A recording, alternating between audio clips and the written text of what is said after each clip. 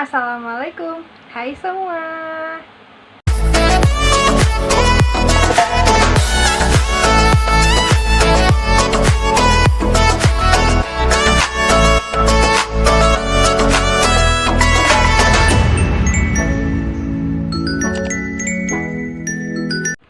Welcome back to Salsabila Anissa Channel. Jadi di sini aku mau sharing-sharing ya tentang kuliah jurusan gizi. Karena kan sekarang nih lagi musim-musimnya calon mahasiswa baru ya yang keterima SNM. Selamat yang keterima. Yang nggak keterima jangan berkecil hati, masih ada SBM, masih ada UTBK, dan ada jalur mandiri.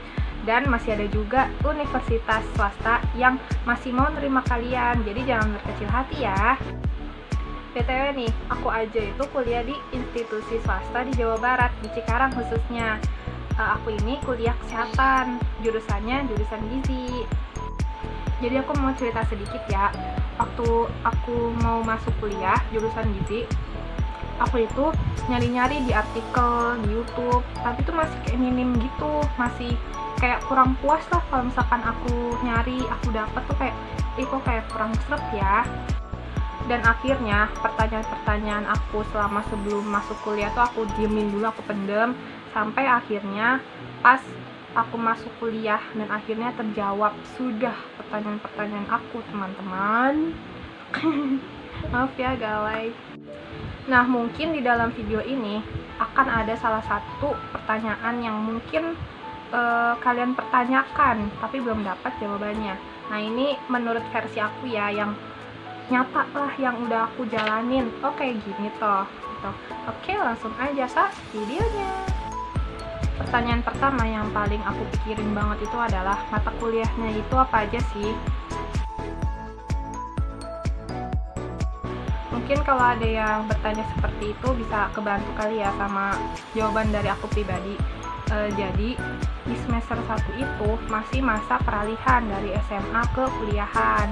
Jadi mata kuliahnya itu masih kayak mata pelajaran waktu SMA, kayak ada agama, bahasa Indonesia, bahasa Inggris, Pancasila, kewarganegaraan, pokoknya yang umum-umum lah yang dari SMA itu ada di kuliahan. Nah, kalau misalkan di kuliah aku sendiri itu di jurusan gizi, aku dapet mata kuliah jurusan gizi itu baru 2, ilmu gizi dasar sama ilmu bahan makanan.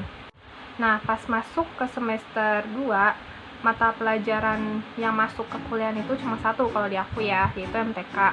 Nah, sisanya itu mata kuliah jurusan gizi, kayak misalkan biokimia gizi, gizi dalam daur kehidupan, terus patofisiologi penyakit menular, anatomi fisiologi. Jadi, walaupun aku kuliah jurusan gizi, aku juga harus tahu nih anatomi tubuh aku. Soalnya kan pasti di gizi juga nanti kayak misalkan makanan yang nyambung sama lambung, penyakit lambung maksudnya ya, terus usus gitu-gitu. Jadi bukan berarti kalau misalkan kalian masuk jurusan gizi itu kalian nggak tahu anatomi tubuh manusia. Jadi intinya di semester 1 itu masih masa peralihan ya dari SMA ke kuliahan. Nah, pas semester 2 baru kalian dapat mata kuliah jurusan gizi dan seterusnya sampai semester 8. Apakah pertanyaannya sudah terjawab? Kalau belum, komen ya. Lanjut ke pertanyaan yang kedua yang aku tanyain waktu itu. Di gizi tuh harus bisa masak gak sih?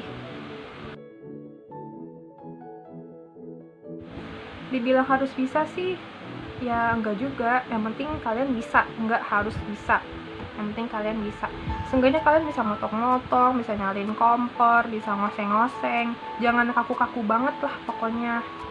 Karena di institusi aku sendiri, di tempat kuliah aku sendiri, itu di semester 3 atau 4 gitu pokoknya ada tentang masak-masak. Aku juga waktu itu sempat mikir kayak misalkan harus bisa nggak sih, harus bisa masak nggak sih. Tapi aku juga sadar diri lah, pasti di gizi itu kan tentang masak-masak. Jadi ya udah, aku selama 3 bulan itu aku belajar masak, kayak motong-motong, ngupas-ngupas gitu. Soalnya kan pas waktu SMK itu aku cuma bisa kayak masak nugget, masak telur, nggak yang intens banget kayak masak sayur asem gitu, kayak jarang. Jadi kalau misalkan ditanya harus bisa masak atau enggak, dari aku sendiri itu jawabannya bisa. Bukan berarti harus bisa, tapi seenggaknya kalian mau belajar masak. Oke teman-teman, semoga terjawab. Kalau belum, komen aja di bawah. Oke.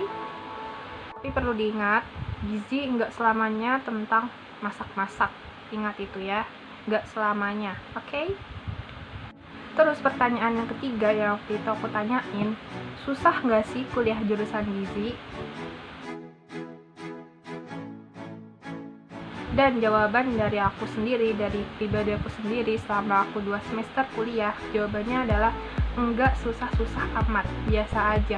Dibilang susah ya enggak, dibilang enggak susah juga enggak, biasa aja, standar gitu. Karena menurut aku pribadi, gizi itu kan kayak kehidupan kita, kebutuhan kita sehari-hari. Kayak misalkan kebutuhan energi kita tuh berapa sih? Terus habis itu kan kita juga kayak bisa ngasih tahu ke keluarga kita, terus ke teman-teman terdekat kita. Apalagi kalau misalkan teman-teman kalian tahu kalau misalkan kalian itu kuliah jurusan gizi, pasti pertanyaan pertama yang dilontarkan oleh teman-teman kalian adalah tips diet dong. Terus habis itu menurut aku pribadi, pas aku masuk kuliah jurusan gizi itu, aku jadi lebih aware sama badan aku sendiri.